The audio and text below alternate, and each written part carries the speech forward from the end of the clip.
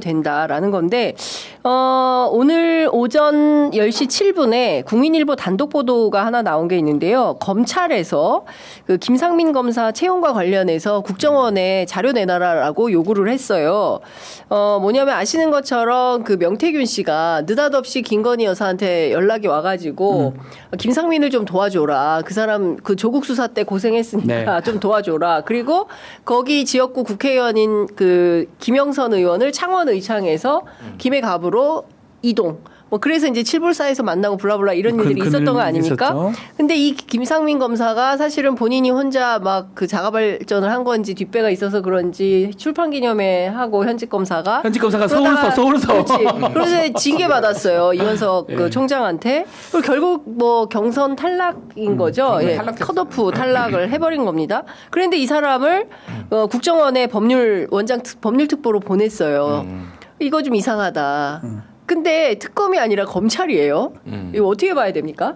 저는 검찰이 할 수 있는 건 다 하는 것 같아요. 특검이 개시되는 건 7월 초거든요. 네. 검찰, 경찰 지금 레이스가 들어간 것 같아요. 달려. 못했던 거는 검찰이 지금 제일 빠른 것 같아요. 왜 빠르냐 하면 그러니까 이창수 나가면서 문제되게 나간 거거든요. 네. 다 이만큼 올라. 제가 이 얘기했어요. 캐비넷이 지금 다각다각 증거들이 막 튀어나올라 나오고 있는데 그걸 막 온몸으로 막고 있는 거예요, 검사들이. 나오지 마라, 안 몰랐다.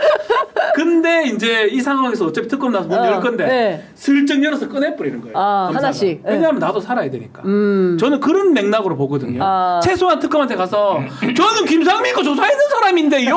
라고 하려고. 저는 그런 사람이에요? 박지훈 검사예요? 뭐 요거 하려고 한다고 보면 돼요. 그래서 아마 7월 초까지 특검 출범하기 전까지 엄청 나올 거예요. 김건희 거. 저는 그렇게 봅니다. 이거는 빙산의 일각에 불과하다. 계속 나오고 마치 내가 정말 열심히 수사했거든. 레이스 한 것처럼 또 나는 이거 있어요. 하면서 나오고 나는 이거 있어요. 계속 나올 거예요. 계속 나온다. 특검이 나오면 너희들 다 필요 없어 하면서 특검이 큰 걸 문 열겠죠. 그러니까 이게 일단은 김상민은 가지치기 되게 좋은 사람이에요. 소위 말해서. 무슨 얘기냐면은 이게 김상민이 출마한다고 나댈 때 이게 누가 징계를 이원석이 했잖아요. 맞아요. 이원석이 지금의 그 저기가 아니라 갑자기 이름이 생각이 심우정이 아니라. 그러니까 이원석은 어쨌든 이 김건희 수사와 송경호하고 같이 이 건이 터지기 전까지는 어느 정도 신뢰를 받았고 특수부 출신으로 했잖아요. 그러니까 그냥 정통 검찰이 보기에도 눈꼴 사나운 거야. 그러니까 김상민이는 심우정이 그럼 딱히 김상민을 지금 좋아할까? 그러지도 않아요. 그러니까 가지치기 이미 정치인이 돼버린 거지. 그러니까 징계 때리고 가지치기 검찰청 내부에서도 평가가 굉장히 안 좋았어요. 그래. 누가 좋아하겠어? 저렇게 대놓고 하는데. 그러니까 가지치기가 너무 좋은 거야. 그러니까 이 사람을 건드려도 누구 하나 막 검사들이 뭐 반발하거나 그럴 이유가 1도 없다. 그러니까 가지치기가 좋은 거고 말했다시피 이제는 하나하나 알리바이를 만드는 거예요. 검사들이 이제. 이게 뭐 조직 보호의 논리든 아니면 지가 살기 위해서도 우리는 이런 거 다 어쨌든 하고 있다라는 걸 보여주기 위해서. 그러니까 지금 보면 명태균 게이트 있지, 건진 게이트 있지, 그 다음에 도이치 3부, 그 다음에 양평도로 뭐 너무 많잖아요. 공천 개입 하면 또 얼마나 많은 국회의원 명단이 나올 겁니까? 진짜 많이 나오고. 제가 보기에는 그 김건희 특검이 제일 화려할 것 같아. 거기에 뉴스가 제일 많을 것 같아. 보는 재미가 있다. 보는 재미가 있어. 그러니까. 특검은요, 저의 경험상 얼마나 많은 얘기가 나오겠어. 시작하고 한 보름이나 한 달 안에 승부가 난다고 봐요. 그때 얼만큼 보도를 하면서 얼만큼 구속을 시킬 수 있냐. 그 부분이거든요. 그러니까 저는 7월 달을 좀 기대를 합니다. 7월. 그래서 휴가 안 가고 보려고 계속. 휴가 안 가고 계속 보려고. 7월 달 내도록 얼만큼의 인원들을 보도를 하고 구속을 할 것이냐. 거기는 저는 국민의힘도 포함이 된다고 보거든요. 그러니까 상당히 파란이 불 것 같아요. 파란이 분다. 이것만 봐도 김건희 뭐 새 특검 다 김건희랑 연결이 있긴 한데 그러니까, 그 결국은 김건희 관련된 특검이 아니냐 세 개다 그렇게 보이는데 가장 중요한 건 우리 계속 얘기하지만 김건희 특검 상당히 봐야 된다. 그래서 또 앞으로 또 뉴스는 계속 김건희 얘기일 것 같아요. 근데 서정욱 변호사가 또 나타났잖아요. 그래서 우울증 약을 평소에 복용하고 있었다. 그리고 일주일간 정도 입원했다가 나오고 특검 수사는 받는다는 거잖아요. 아니 그러니까 뭐 회피할 목적은 아니다. 그러니까 이게 가짜 뉴스 그만 만들어. 말이 웃긴 게 김건희가 딱 입원을 한 게 16일인데 그때 특검이 아니라 검찰에서 소환 조사 요구를 받은 날이에요. 그게 포인트인 것 같아. 아니 그러니까 이게 웃긴 게 지금 그래서 서정욱 변호사가 얘기한 게 야 특검 아직 제대로 출범도 안 했는데 설마 특검 안 받으려고 검찰 조사 안 받으려고 그런 거잖아. 그러니까 검찰에는 안 가겠다. 명태균하고 같이 불렀다는 거잖아요. 명태균도 부르고 김건희도 불러서 공천 개입 관련돼서 여러 가지를 수사하려고 검찰이 불렀는데 부르니까 바로 2번 나 2번. 아니 그러니까 이게 진짜 골 때리는 게 윤석열이 대통령으로 이제 멀쩡히 있을 때는 그때는 이제 알아서들 그렇지. 배우자라서 수사를 안 해. 비상계엄 터지니까 이제 이거 해야 된다. 비상계엄 때문에 우리 못해. 수사 못 받아. 근데 그 탄핵되고 대선이니까 나는 대선에 대선 영향력 있다고 안 받아. 새 정부 출범하니까 몸이 아프다고 하면 너 언제 받을 거야? 그러니까. 건이야 언제 받을 거니 수사는 도대체. 이게 이래요. 이게 사실 검사가 아니면 수사기관에서 부를 때 정말 반반일 때 부를 경우도 있어요. 이 사람이 이 부분은 소명이 좀 안 되는데 직접 좀 물어보자. 그러면 봐줄 수 불송치 무혐의할 수 있는 거니까. 근데 김건희는 달라요. 정말 하기가 해서 부르는 거거든요. 증거는 거의 다 드러났어요. 그러니까. 90% 이상 드러나 있고 불러서 이제 그래요. 니는 그렇게 말하세요. 우린 기소할게요라고 하려고 하는 거거든요. 아하. 그러면요. 가면 저래 된다는 걸 알기 때문에 저도 우울할 것 같아요. 아니 우울해. 우울할 수밖에 없어요. 그래. 좀 있으면 조사받고 좀 범죄 있으면 혐의가 구속되는데. 이렇게 많은데 좀 당연히 있으면 우울하지. 구속되는데 안 우울하면 그거 이상하죠. 우울증 없는 우울증 생기는 거예요. 감옥 가기 직전에 제 분들을 제가 좀 많이 대화를 나누잖아요. 다 우울하지. 10중 8, 아니 다 전원. 예컨대 이제 실형이 구형되고 불구속 사건이야. 그럼 이제 재판이면 한 달이나 보름 있으면 선고 받잖아요. 며칠 전에 만나잖아요. 죽상이 얼굴이 나 몇 년 받을까? 그럼 나 1년 받을 것 같아요. 그럼 죽상이야. 다음은 며칠 더 가는 것도 못 견디는데 우울증이 생기죠. 나 우울증 올 것 같아요. 다 그래요.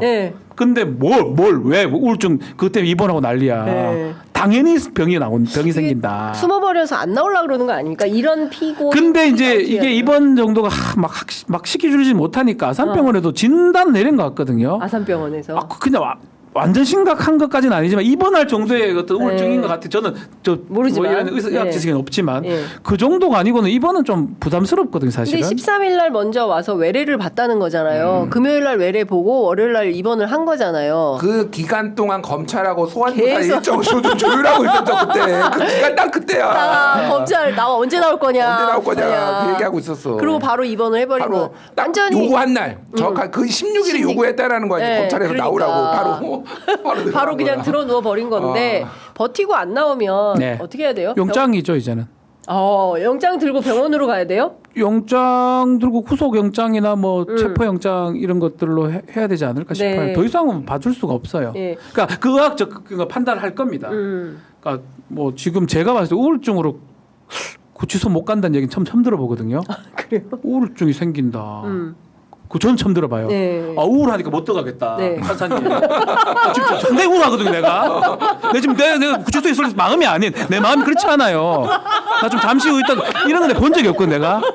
그런 걸 봤을 때는 영장이 집행이 됐거든. 나 진짜 지금 기분이 그럴 때 구치소 갈 마음이 없어요. 상당히 우울하거든요. 그게는 안 될 것 같거든. 그러면 저는 영장이 집행될 가능성이 크다고 봅니다.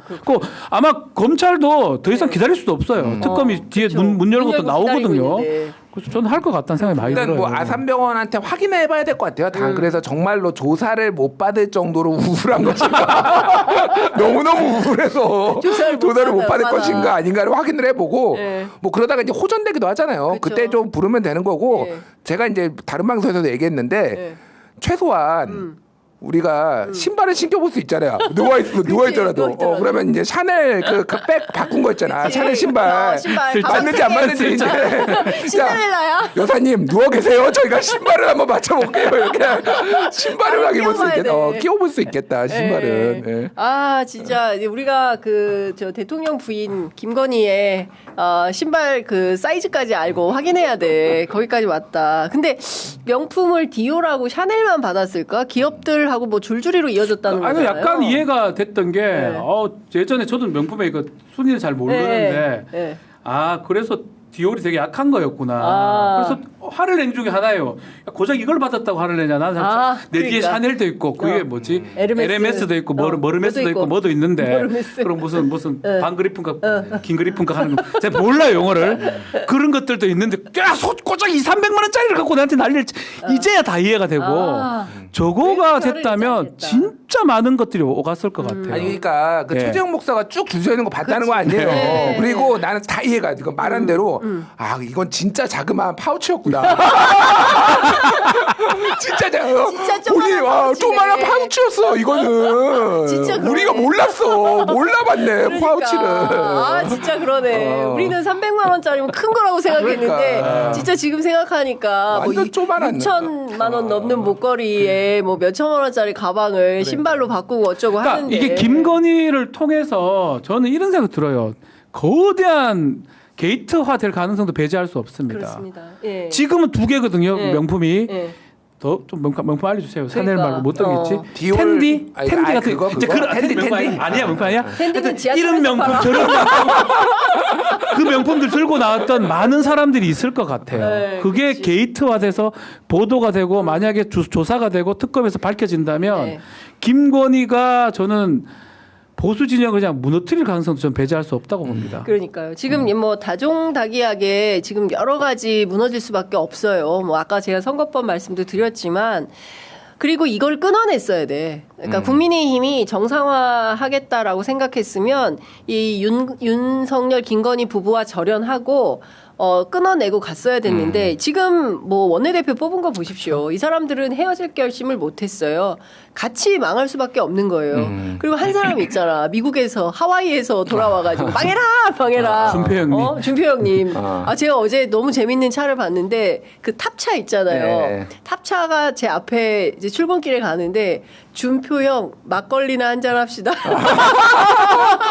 너무 재밌어요. 그 사진을 찍었어야 이재명 되는데. 대통령이랑 아니 준표 형. 아니 그러니까 홍준표. 그게 뭐냐 막걸리나 한잔 합시다가 여러 가지 의미가 있는데 네. 이재명 후보 시절에 오시면 아, 막걸리나 맞아, 한잔 맞아. 합시다 이런 맞아, 말을 맞아. 했잖아요. 그래, 그러니까 맞아. 이게 뭐 이제 진보 진영하고의 소통일 수도 있고 그냥 소탈하게 그 네. 막걸리가 그런 느낌 예전에 그리고 네. 막걸리 이렇게 뭐 네. 마셨던 그것도 네. 있어요. 그게 중의적인 것 같아요. 말씀하신 대로 오늘자 그 조선일보 양상훈 주필이 칼럼을 네. 썼는데 한탄을 했어요. 한탄을. 그러니까 쉽게 얘기하면 내용이 이거예요. 윤석열이 김건희 특검 막느라고 온 모든 국가적 역량을 다 소진했는데 이것만 그냥 그때 김건희 특검만 자기 정권 때 받았어도 여기 탄핵까지 안 갔다. 얘는 그 내용이에요. 그러니까 그러니까 이거는 그냥 한탄이야 한탄. 예. 그러니까 제가 보기에는 뭐 이제는 빼박입니다. 어쩔 수 테러가 없죠. 없어요. 이제 다 같이 그냥 뭐 없어요. 방법이 없어 보이고. 그 제가 우리 예전에도 이 얘기를 했었는데 국민의힘 늦었다 생각할 때가 가장 빠를 때거든요. 그쵸. 특검을 받았었으면 요만한 걸로 끝났을 일이에요, 사실. 네, 그렇죠. 지금 왔으면. 맞습니다. 예. 지금이라도 저는 국민의힘이 잘 선택을 한다면 이 위기에서 벗어날 수 있는데 가장 나쁜 선택을 송원석이면 나쁘다는 건 아니에요. 친윤 쪽의 사람을 또 쓴 거잖아요. 그렇죠. 결국은 그렇게 간다 그러면 국민의힘은 홍준표 전 시장이 얘기하듯이 위헌 정당으로 갈 가능성도 배제할 수 없다. 점점점 가능성이 커지는 거예요. 그렇습니다. 지금. 예. 증거들이 드러난다면. 예. 근데 지금 생각해 보면 그때 그 투표하러 나왔을 때 김건희 씨 표정 있지 않습니까? 그 영상에 많이 잡혔는데 굉장히 표정이 이상했어요. 약간 불만 섞인 표정 같기도 하고, 약간 표정이 굉장히 그게 연기였나? 내가 우울하고 뭐 이렇다라는 연기였나? 이런 생각도 살짝 들기도 하는데, 여하튼 그것도 나중에 저희가 좀 살펴보면 좋을 것 같다라는 생각이 좀 듭니다.